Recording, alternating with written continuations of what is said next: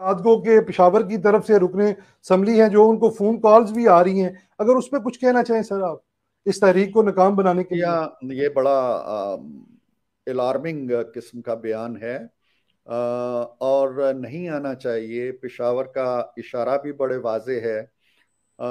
मैं इन चीज़ों से बड़ा गुरेज करता हूँ, जी तबसरों से। लेकिन ये हमारे मुल्क की बड़ी बदकिस्मती होगी कि ऐसे इदारे जिनका ताल्लुक कौम से है, या जिनसे कौम बड़ी तवक्कुआत रखती है अपने दिफा के हवाले से, अपनी एक तरह की फसील समझती है, अपनी पनागाह समझती है, अगर उन इदारों की के किसी फर्द की तरफ से कोई ऐसा इक़दाम होता है जैसा कि इशारा आ रहा है, और जिन साहब की तरफ इशारा आ रहा है उनके बारे में पहले भी बड़ी बातें होती रही हैं, तो ये कोई अच्छी अलामत नहीं है। उनके लिए तो खैर जो है सो है, जी लेकिन मैं समझता हूँ कि इदारे के लिए अच्छी नहीं है, क्योंकि एक फर्द के हवाले से अगर निगाहें इदारे की तरफ जाती हैं तो वो न कौम के लिए अच्छा है, न उस इदारे के लिए अच्छा है, न जमहूरियत के लिए अच्छा है। तो मेरा ख्याल ये है कि अगले चंद घंटों में इसकी वजाहत भी आ जाएगी, और अगर ये इसमें कुछ सदाकत है तो शायद इसके कुछ सबूत भी सामने आ जाए। इस बात है, बिल्कुल ऐसी है। अच्छा सर, शहबाज शरीफ साहब और जहांगीर तरीन साहब की जो खुफिया मीटिंग हुई है सर, उसके बड़े चर्चे इस वक्त चल रहे हैं, तो सर के आप किस नजर से देख रहे हैं, क्या ये किसी डील का हिस्सा है सर? देखिए, जब डील होती है ना तो फिर इतनी एफर्ट्स नहीं होती हैं, फिर जी डील तो जो है वो अपने नताज खुद ही मुरतब कर लेती है। ये जो आप देख रहे हैं कि राब्ते हो रहे हैं, अभी इस वक्त भी हम गुफ्तगू कर रहे जी हैं तो आसिफ अली जरदारी साहब मौलाना बोल फजल रहमान साहब जी के साथ बैठे हैं। कल वो जमात इस्लामी के सराजुल हक साहब से मिल रहे हैं। एक मुलाकात का जिक्र आप कर रहे हैं, चौधरी साहिबान से भी मुलाकातें हुई हैं। तो जब इतनी ढेर सारी मुलाकातें हो रही होती हैं जी और एक दूसरे को अपना नुक्ता नज़र समझाने की कोशिश हो रही होती है, तो फिर आप मत समझिए कि डील है।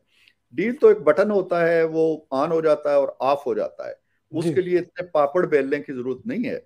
अपोजिशन जो जिद्दोजहद कर रही है, जो एक दूसरे को हमनवा बना रही है, जो इत्तेहादियों के पास जाकर उनसे उनको भी अपने नुक्ता नज़र का हमनवा बनाने की कोशिश कर रही है, तो इसका मतलब ये है कि ये कोई डील नहीं है।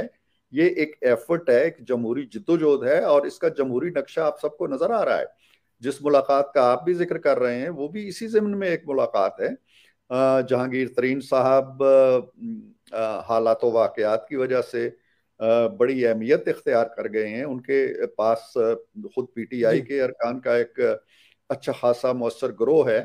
तो मेरा ख्याल ये है कि आने वाले 2-3 दिनों के अंदर ये नक्शा ज्यादा वाजे हो जाएगा। ठीक हो सर। जहांगीर तरीन साहब के ऊपर करप्शन के जो इल्जामात भी हैं, तो जहरी बात है अगर मुलाकातें हो रही हैं तो वो करप्शन के जो इल्जामात हैं, जो मामलात हैं, वो कहाँ जाएंगे सर फिर? देखिए, करप्शन के इल्जामात किस पे नहीं है, सिवाय जो लोग पीटीआई की खानकाह में बैठे हुए हैं, जो वहाँ दुर्वेश बैठे हुए हैं, जिनके बदन से और जिनके लिबास से फरिश्तों की खुशबू आती है, फरिश्तों के परों की खुशबू आती है, सिवाय उनके कौन है जो करप्ट नहीं है? नवाज शरीफ करप्ट है, मरियम करप्ट है, शहबाज शरीफ साहब करप्ट हैं, जरदारी करप्ट हैं, बिलावल करप्ट हैं। जो भी शख्स सफ़े मुखालिफ में बैठा हुआ है वो करप्ट है, उस पर बदनवानी के इल्जामात हैं।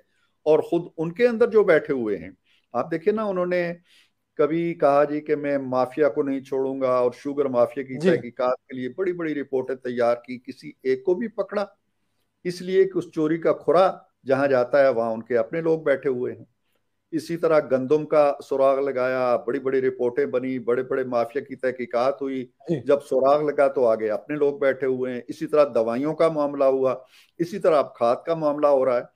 तो वहां कोई करप्ट नहीं है। जो उस लकीर के पार चला गया और पीटीआई की सफ़ों में शामिल हो गया, उसके सारे गुनाह धुल गए।